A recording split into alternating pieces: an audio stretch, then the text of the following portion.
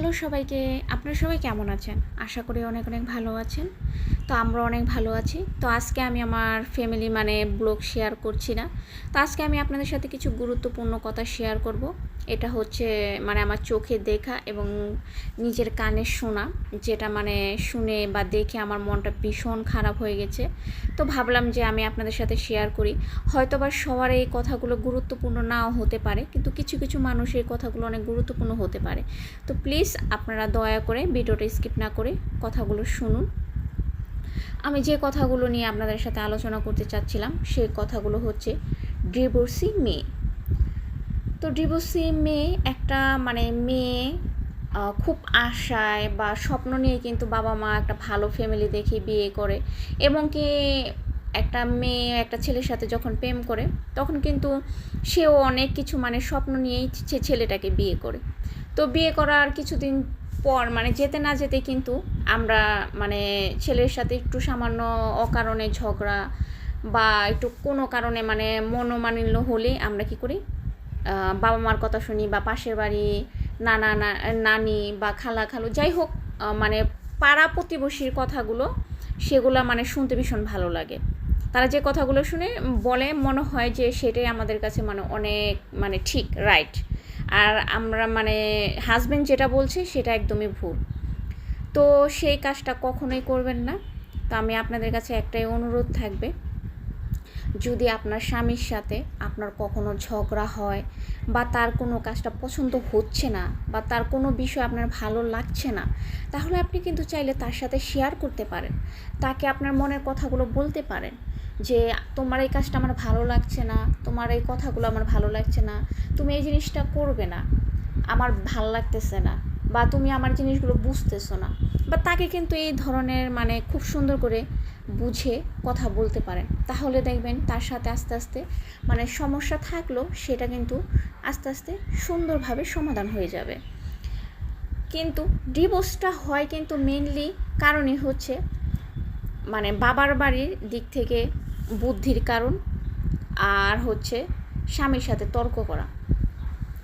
তো আপনাদের একটা কথাই বলবো, আপনারা কখনোই হাজব্যান্ডের কথার সাথে তর্ক করবেন না। সে যদি রং কথা বলে তাহলে তাকে বলতে পারেন ঠান্ডা মাথায় বুঝে, পরে যে যখন ঝগড়াটা হয় বা যখন রাগ হয় তখন তার কিছুক্ষণ পর যখন শেষ হয়ে যাবে তখন আপনি তাকে ঠান্ডা মাথায় বুঝিয়ে বলতে পারেন যে এই বিষয়টা তুমি ভুল বলছো বা এই কথাটা তুমি ঠিক বলো না, এই কাজটা আমি করিনি, এরকম করে তাকে কিন্তু বুঝাতে পারেন।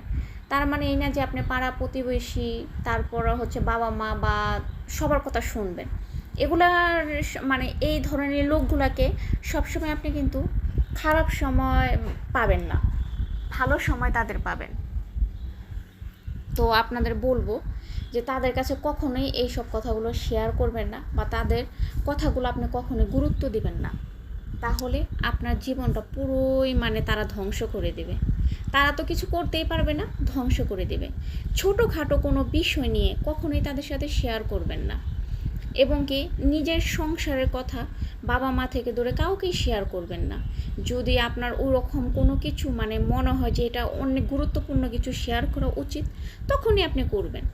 কিন্তু তার এই না যে যে খারাপ হাজব্যান্ড হলো আপনাকে পিটালো বা এই করলো, আমি সেই বিষয়টা বলছি না।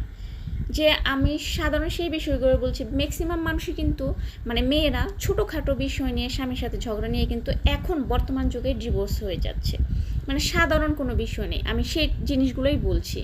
তো আপনারা প্লিজ এই ছোটোখাটো বিষয় নিয়ে কখনোই হাজব্যান্ডের সাথে ঝগড়া করবেন না, কারণ ওনারা সারাক্ষণ বাহিরে থাকে, কাজ করে, অনেক মানুষের সাথে কিন্তু তাদের ফেস টু ফেস হতে হয়, কাজ করতে হয়, অনেকে অনেক পরিশ্রমের কাজ করে, কেউ কেউ অনেক বিষয় নিয়ে তাদের মোকাবেলা করতে হয়। আর আমরা সারাদিন কিন্তু ঘরে থাকি, হয়তো হ্যাঁ আমাদেরও অনেক পরিশ্রম হয়, কিন্তু তাদের পরিশ্রমটা আমাদের চেয়ে একটু বাহিরে একটু বেশি। তো যাই হোক, কিন্তু তাদেরও বুঝতে হবে তারা যদি অন্যায় ভুল করে আপনি তাকে ঠান্ডা মাথায় বুঝাতে পারেন। তার এই না যে আপনি তাকে ডিভোর্স দিয়ে দিবেন বা একটা বড় ধরনের ঝগড়া লাগিয়ে ডিভোর্স পর্যন্ত চলে যাবে। তো কখনোই যদি আপনার পরিবার বা এরকম আপনাকে সাধারণ ছোট বিষয়ে বাবা মা ভাই বোন আছে, তারপর আত্মীয় স্বজন সবাই আছে, হ্যাঁ এই ছেলের সাথে থাকতে হবে না, আমরা তোকে আরও ভালো জায়গায় বিয়ে দেবো, এটা সেটা আপনাকে অনেক কিছু বলবে। তখন আপনি সেই কথা মতো শুনে ছেলে ঠিক আছে আমি থাকবো না, আমার ভালো লাগতেছে না, আমার এটা দিচ্ছে না, এটা করতেছে না, সেটা করছে, মানে অনেক কিছু আপনাকে বলতে পারে। তো আপনি সেই রাগের মাথায় তাদের মানে কথাগুলো শুনে ফুট করে ডিভোর্স দিয়ে দিলেন। এই কাজটা কখনোই করবেন না। কারণ আপনি গিয়েছেন, হ্যাঁ ডিভোর্স দিয়ে চলে গেলেন, বাবার বাড়ি যে কী যে একটা ডিভোর্সে মেয়েদের কষ্ট, সেটা যারা থাকে তারাই একমাত্র জানে। আপনার যদি এরকম দেখে চোখের সামনে এরকম কোনো ডিভোর্সি মেয়ে থাকে যে বাবার বাড়িতে থাকে, শুধু তাদের সাথে আপনি একটু কথা বলে দেখেন, আপনি কখনো চাইবেন না যে আপনার স্বামী ছাইরা বা স্বামীর সংসার ছাইরা চলে যেতে।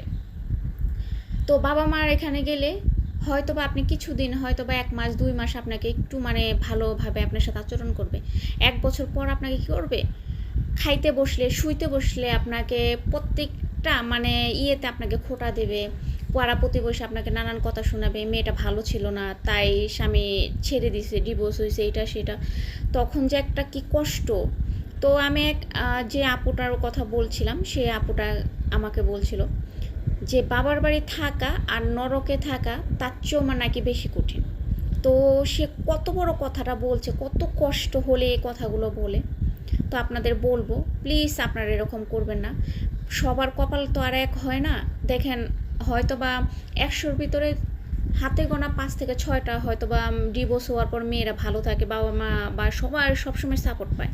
কিন্তু তার মানে এই না যে 100 জন মেয়ে কিন্তু সাপোর্ট দিবে বাবা মা বা ভালোবাসবে। তো প্লিজ আপনারা এই কাজটা করবেন না। কারণ বাবা মা ভাই বোন হচ্ছে রক্তের সম্পর্ক, আর স্বামী হচ্ছে কিন্তু আত্মার সম্পর্ক। তাই আমিও আমার নিজের দিক থেকেই আমি কিন্তু বলি, আমি যখন ফার্স্টে বিয়ে করে আসি, আমার মানে হাজব্যান্ডের নিজে, আমি যেহেতু আমার হাজব্যান্ডে নিয়ে একা থাকি, তো আমার কাপড় ধুতে হচ্ছে, রান্না করতে হচ্ছে, তখন যে এত কষ্ট হতো, তখন আমার মনে হতো কি দুধ আমি আর সংসারই করবো না, চলেই যাব। আমি তো বিয়ের আগে এগুলো কিছুই করিনি। তো এরকম মনে হইতো। কিন্তু এখন আমার মেয়ে হয়ে গেছে, তো এখন আমার সংসারটা প্রায় দীর্ঘ 9 বছর হয়ে গেছে। এখন আর এগুলো মনে হয় না, এখন মনে হয় কি যে আমি অনেক সুখী, আমি অনেক ভালো আছি। তো যখন রাগ হয়, রাগ করে চুপচাপ বসে থাকি, তো আমার হাজব্যান্ড সবসময় মানে আমার রাগ ভাঙে, সে মানে শান্ত করে, বা সে যখন রাগ মানে তার ওঠে, আমি চুপ করে বসে থাকি। তো আপনারা সেম, যখন আপনার হাজব্যান্ড অনেক বেশি রাগ উঠবে মাথায়, দেখবেন যে একটু সে তার রাগ উঠেছে, তখন আপনি শান্ত হয়ে চুপ করে বসে থাকবেন। কিন্তু তার মানে এই যে তার সাথে তর্ক কথাও বলবেন, যত তর্কতে জড়াবেন, কথা বলবেন, ততই ঝগড়াটা আরও বড় হবে। তো চুপ করে বসে থাকবেন, কিছুক্ষণ পর দেখবেন আপনি ঝগড়াটা একদম, একা তো আর কথা বলা যায় না, একা আর ঝগড়াও করা যায় না, তখন দেখবেন আপনি এই ঝগড়াটা একদম একদম শেষ হয়ে গেছে। তখন আপনি তাকে বুঝিয়ে বলতে পারেন যে তুমি এই কাজ ঠিক করো নাই, অনেক ভুল করছো। দেখুন, একটু সামান্য বিষয় নিয়ে যদি আমরা ঝগড়া করি, তাহলে এক সংসারকে 10 সংসারও কিন্তু টিকবে না। তো একসাথে কিন্তু হাঁড়ি পাতিল রাখলেও কিন্তু একটার সাথে একটা কিন্তু বাড়ি লাগে, শব্দ হয়। তো একসাথে সংসার করতে গেলে ছোটোখাটো বিষয় নিয়ে একটু ঝগড়া হবেই, এটাই তো জীবন। তো জীবন বলতেই তো ঝগড়া, সামান্য একটু ভালোবাসা, বিশ্বাস, ভরসা, একটু রাগ, অভিমান, সব কিছু মিলিয়েই তো জীবন। তো এখন ছোটোখাটো বিষয় নিয়ে ঝগড়া হওয়ার পরে যদি আমি সেই বিষয়গুলো আমার পাড়া প্রতিবেশী বা আমার বাবা মাকে বারবার ফোন করে বলি বা তাদের জানাই, তাহলে এই বিষয়টা তো মানে ছোট থেকে অনেক বড় হয়ে দাঁড়াবে। তো এই ধরনের ছোটোখাটো বিষয়গুলো আমরা চেষ্টা করব নিজেদের মধ্যে রেখেই আমরা তা সমাধান করব। কেন শুধু বাবা মাকে আমরা কষ্ট দিতে যাব, তারাও টেনশনে থাকবে এইসব বিষয় জেনে। আর প্রতিবেশীরা তো এগুলো কোনো টেনশনও করবে না এবং আপনাকে হেল্পও করবে না। তারা শুধু কি করবে, আপনার ঝগড়া, আপনার এই ধরনের কাজগুলো শুনবে আর মজা নেবে। তারা ভিতরে মজা নেবে। তাকে আপনি জিজ্ঞেস করেন না, সে আপনার তার সংসারের গোপন কোনো খবর বা খুঁটিনাটি আপনাকে কখনোই বলবে না। সে আপনাকে ভালো উপদেশ দিবেই না। আর সেই সময়টার মধ্যে হয় কি, আপনার কাছে ওই যে খারাপ উপদেশ সেগুলো না খুব ভালো লাগে,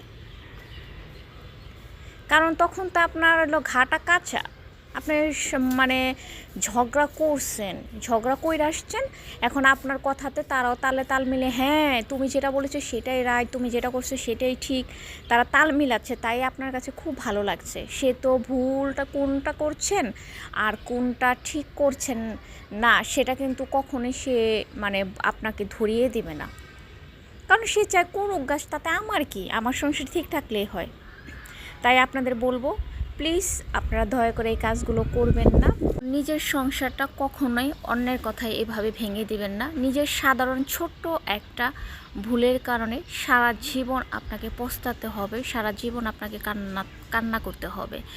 আপনার স্বামীর কিন্তু কিছুই আসবে যাবে না, সে চাইলে আরেকটা তৃতীয় বিয়ে করতে পারবে, সে একটা না আরও অনেকগুলোও চাইলে বিয়ে করতে পারবে, কিন্তু শেষে কী হবে, আপনার জীবনটাই ধ্বংস হবে, কারণ আপনি মেয়ে। তাই বলবো প্লিজ আমার আপু দিদি বা বোন যেই হন না কেন, প্লিজ এই কাজগুলো করেন না। আর যদি আমার কথাবার্তায় কোনো ভুল মনে হয় তাহলে ছোট বোন হিসাবে ক্ষমা করে দেবেন। আর এই ভিডিওটা বেশি বেশি করে শেয়ার করার অনুরোধ রইল। আর যদি আপনাদের কাছে আরও বেশি ভালো লেগে থাকে তাহলে অবশ্যই চ্যানেলটা সাবস্ক্রাইব করে দিয়ে পাশে থাকা বেল আইকনটাকে প্রেস করে দেবেন। সবাই ভালো থাকবেন, সুস্থ থাকবেন।